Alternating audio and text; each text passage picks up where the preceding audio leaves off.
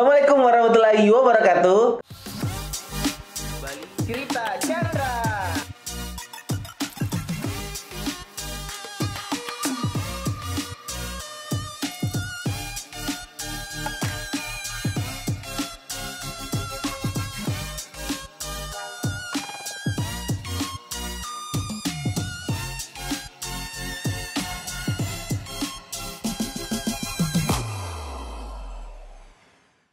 Kembali lagi di cerita Chandra. Cerita dulu, Le. Asik sekali. Selamat datang saudaraku Aspar. Aspar ini saya kenalnya tahun berapa ya? 2018, 2 tahun yang lalu. Di sebuah kancah perpotenlitikan kayaknya.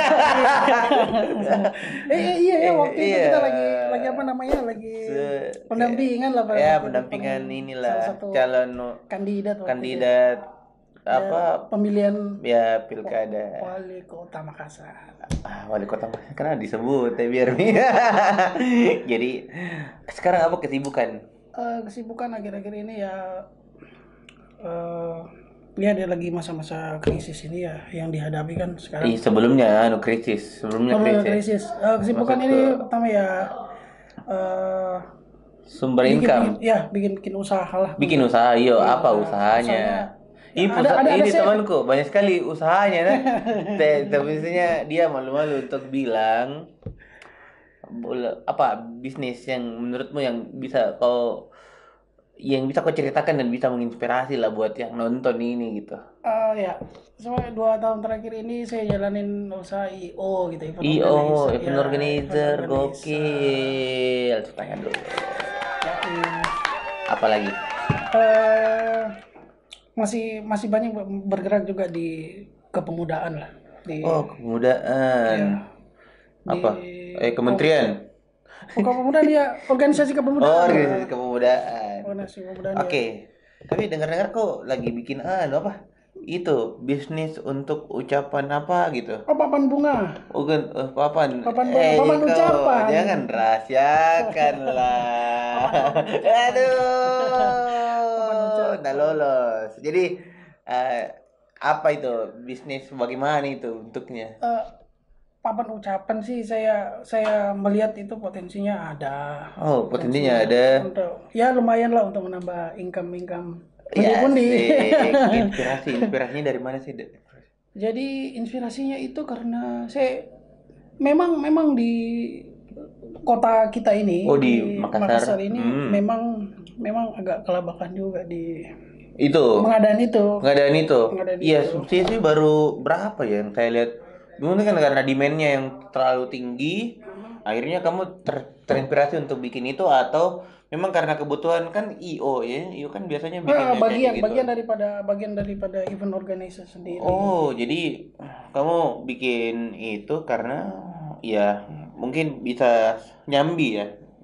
Nah, sebenarnya event organizer itu kan menurut saya event organizer kan dia one stop buying, jadi one stop buying. ya maksudnya sebenarnya apapun yang apa itu one stop buying, coba apa one stop buying itu seperti apa yang orang butuhkan itu kita bisa bantu gitu ya. Jadi dia pokoknya event di Makassar juga nggak henti ya, kecuali pandemi. Kalau bicara pandemi kencang ya ketawanya. Entah itu. Iya, ini dibuat senang atau itu sesuatu yang menyakitkan, tapi harus kita ketawain sebenarnya. Betul. Kita harus tertawa karena itu kita bersyukur karena kita ini jadinya menurut saya ya. Saya enggak tahu kalau menurut kau ya, menurut saya ini kayak bikin kita jadi terlihat kita ini bukan siapa-siapa loh ya. Maksudnya virus yang sangat kecil terus bisa bikin semuanya berhenti untuk berkegiatan, bayangkan. Betul. Jadi itu kayak bikin siapa kau kan selama ini gitu, kau siapa gitu. Emang kalau orang Jakarta emang siapa sih lo? Ya kan.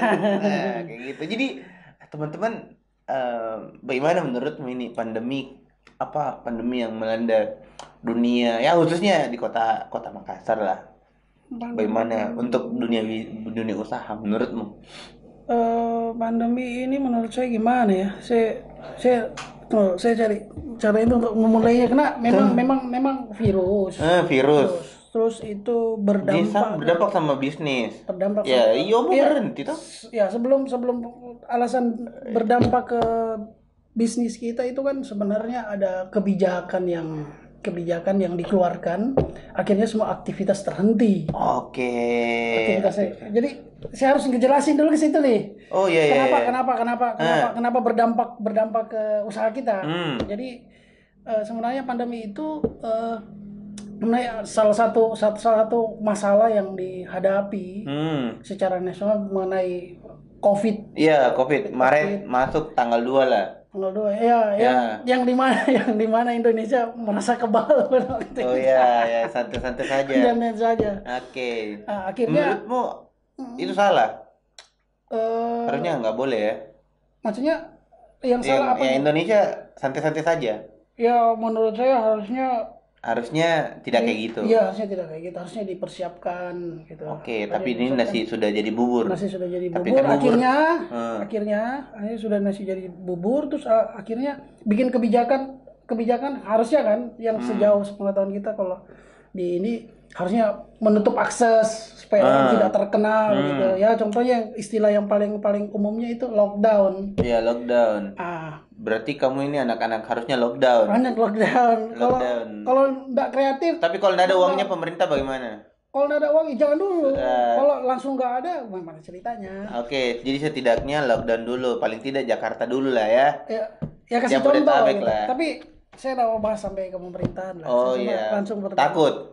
Nggak ke situ juga. Cuma terlalu bias. Jadi apa yang kita mau sampaikan lah di keringatan dia brother, keringatan dia bang. Oke, kita bahas bisnis aja kalau gitu, jangan bahas ini lockdown apa segala macam. Ini apa dampaknya ini era COVID ini sama bisnisnya Asfar? Ya otomatis kan kalau IO kan bersifat apa lagi namanya, berhenti bikin kegiatan orang-orang yang di daerah tuh bikin kegiatan kan kena apalagi anak-anak ini ya, misalnya anak-anak belakang panggung, seminar, backstage ya kan, kru apa segala macam kehilangan gitu.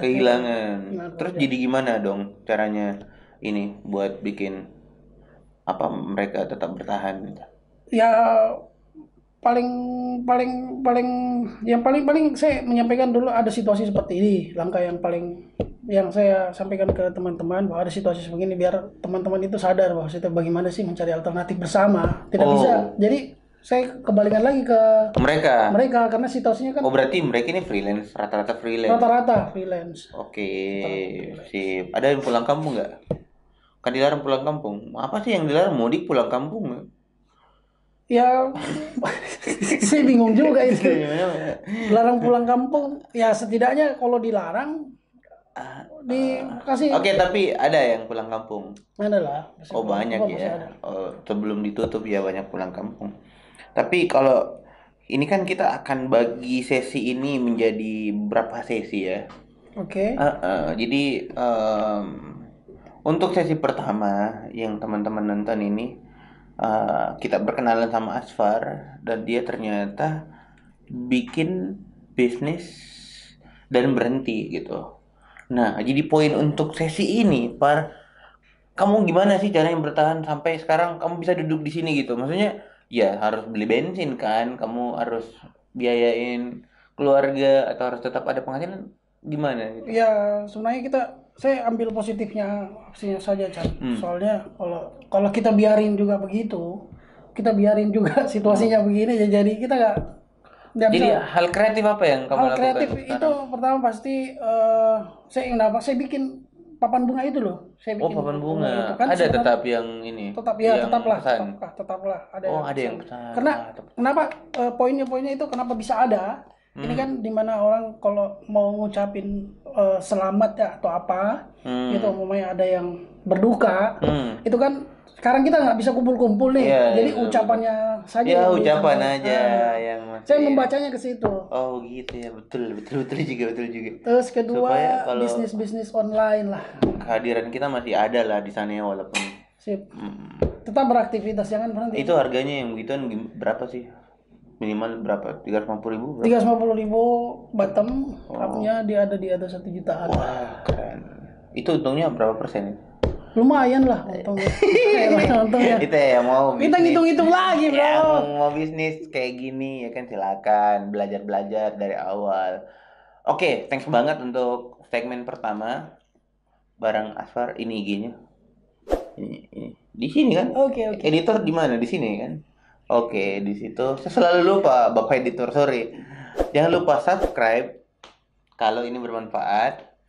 Dan silakan lanjut ke video selanjutnya karena akan banyak hal-hal yang menarik lagi yang akan kita sampaikan setelah ini. Karena tadi kita belum sempat berdebat sebenarnya untuk persoalan lockdown dan tidak lockdown ya kan. Oke. Karena kita ini baru intermezzo ya kan, bisnisnya dia apa gitu.